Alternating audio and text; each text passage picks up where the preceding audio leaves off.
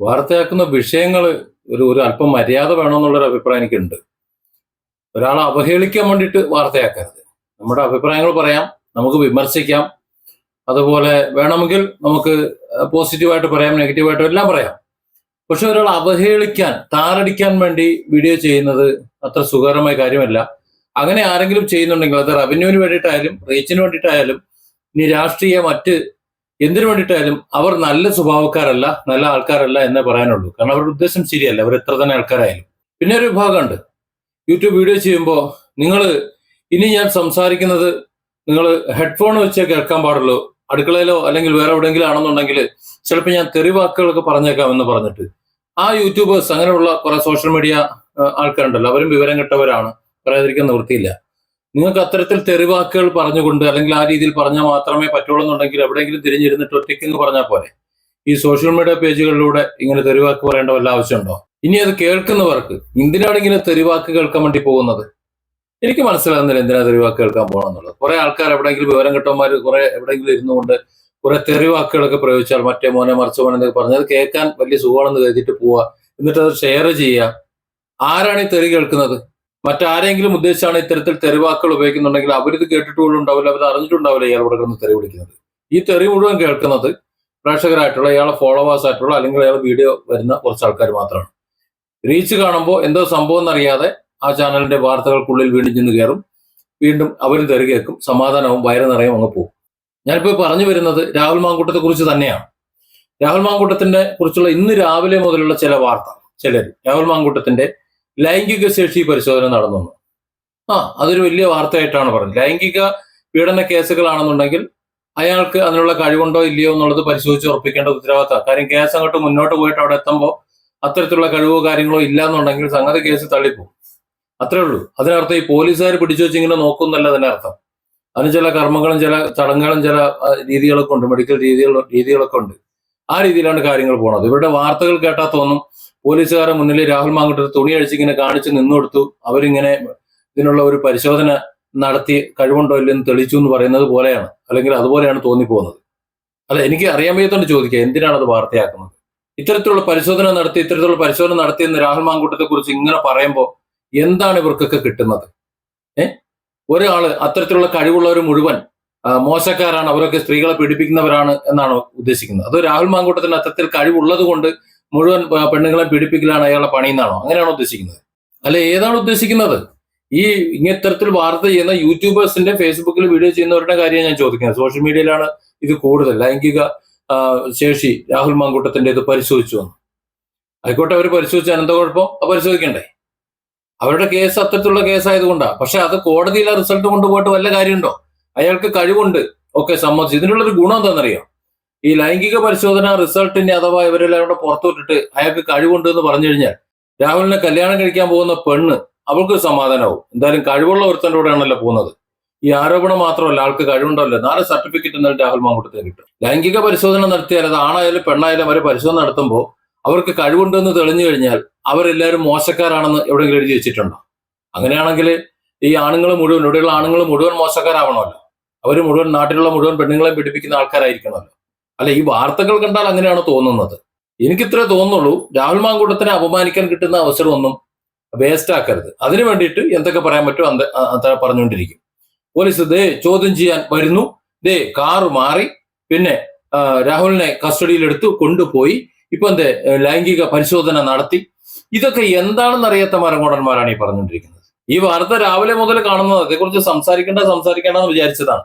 നോക്കുമ്പോൾ കണ്ടമാനം വീഡിയോകൾ രാഹുൽ മാങ്കൂട്ടത്തിന്റെ ലൈംഗിക പരിശോധന. ഞാനൊന്ന് ചോദിച്ചോട്ടെ, ഈ വീഡിയോ ഇത്തരത്തിൽ രാഹുലിനെ അപമാനിക്കാനായി വീഡിയോ ചെയ്യാനായി നിൽക്കുന്ന ആൾക്കാരുണ്ടല്ലോ, അവർക്ക് ആർക്കെങ്കിലും ഇത്തരത്തിലുള്ള ഒരു വ്യാജ പരാതിയോ മറ്റേതെങ്കിലും വന്നിട്ട് ഒരു ലൈംഗിക പരിശോധന നേടേണ്ടി വന്നാലോ, അല്ലെങ്കിൽ അവരുടെ പിതാവിന്, അങ്ങനെ ചിന്തിക്കാം, അവരുടെ പിതാവിന് ആ രീതിയിൽ ഒരു ആരോപണം വന്നു കഴിഞ്ഞാൽ ഈ മക്കൾ ഇതേപോലെ തന്നെ എന്റെ അപ്പൻ ലൈംഗിക ശേഷി പരിശോധന ടെസ്റ്റ് കഴിഞ്ഞു എന്ന് പറഞ്ഞുകൊണ്ട് വാർത്ത ചെയ്യുമോ?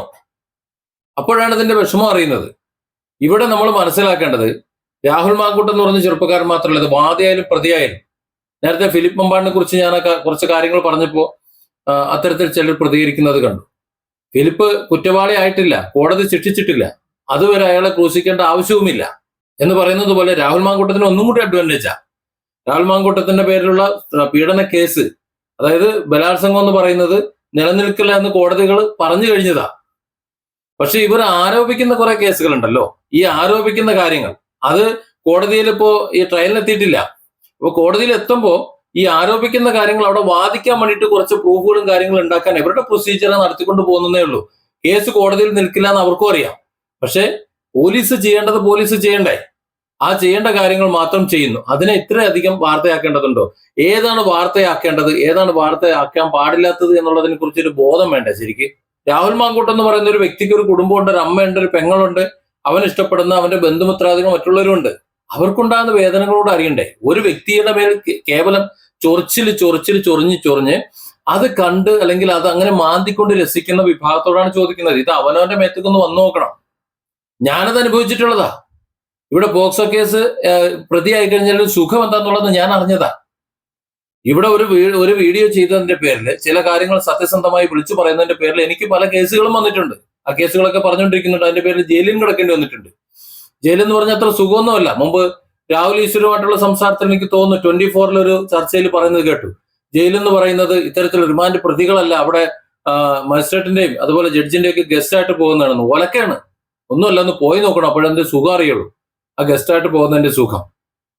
അതുപോലെ ഇത്തരത്തിൽ രാഹുൽ മാങ്കൂട്ടത്തിനെ കുറിച്ച് സംസാരിക്കുന്ന ഇതേ സംസാരം അവനവന്റെ കുടുംബത്തിലുള്ള അവനവന് വേണ്ടപ്പെട്ട അല്ലെങ്കിൽ സ്വയം ഒന്ന് വരുമ്പോഴേ അറിയുള്ളൂ.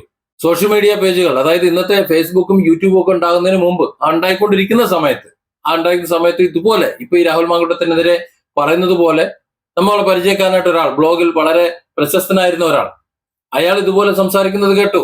അന്ന് പോക്സോ വകുപ്പുകളൊന്നും ഇല്ല, പക്ഷെ എങ്കിലും പീഡന പരാതികൾ ഉണ്ട് അന്നും, വ്യാജ പരാതികളൊക്കെ അന്നും ഉണ്ട്. എങ്ങനെ ഒരു പെണ്ണിന്റെ പേരിൽ കൊടുക്കാമെന്നുള്ള ധാരണ അന്നും ഉണ്ട്.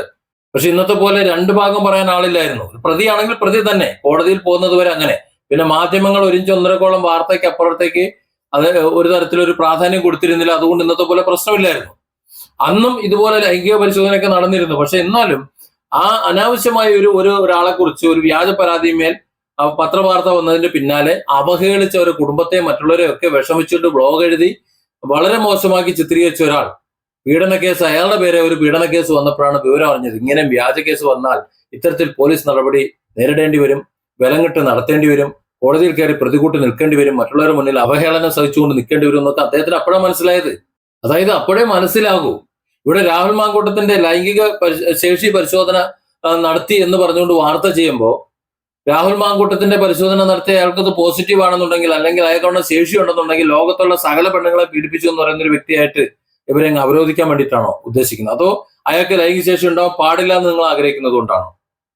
മനുഷ്യന്റെ നിലനിൽപ്പിൽ എന്ന് പറഞ്ഞാൽ ഇത് തന്നെയാണല്ലോ ഏറ്റവും പ്രധാനം എന്ന് പറയുന്നത്. ഇത്രയധികം വലിയ ഘോഷിച്ച് സംസാരിക്കാൻ വേണ്ടിയിട്ട് ഇതില്ലാതെ ഞാൻ മുട്ടയിട്ടുണ്ടാക്കാനൊന്നും കഴിയുന്നില്ലല്ലോ. ഉണ്ടാവൂല. അപ്പൊ ഒരു മനുഷ്യനെ അവഹേളിക്കുന്നതിന് ഒരു പരിധിയുണ്ട്. അത് വാദിയായാലും പ്രതിയായാലും അവർക്ക് ചില അവകാശങ്ങളും മറ്റു കാര്യങ്ങളും ഉണ്ട്. അത് നമ്മൾ സമർത്ഥിച്ചു കൊടുത്തേ പറ്റുള്ളൂ. നാളെ നമുക്കാണ് അത്തരത്തിൽ കാര്യങ്ങൾ വരുമ്പോൾ ഈ കർമ്മ എന്ന് പറയുന്നത് തിരിഞ്ഞടിക്കുന്ന ഒരു സംഗതിയാണ്. ഇന്ന് ഞാൻ നാളെ നീന്നാണ്, തിരിച്ചു കിട്ടും. അതുകൊണ്ട് നമുക്ക് പറയാവുന്നതേ പറയാവൂ, അതിന്റെ അപ്പുറത്തേക്ക് കയറി പറയാൻ നിൽക്കരുത്. അത് ബുദ്ധിമുട്ടാണ്.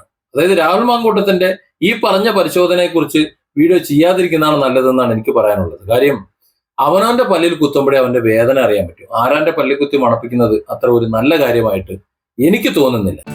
Different angles. Don't forget to subscribe and support this channel.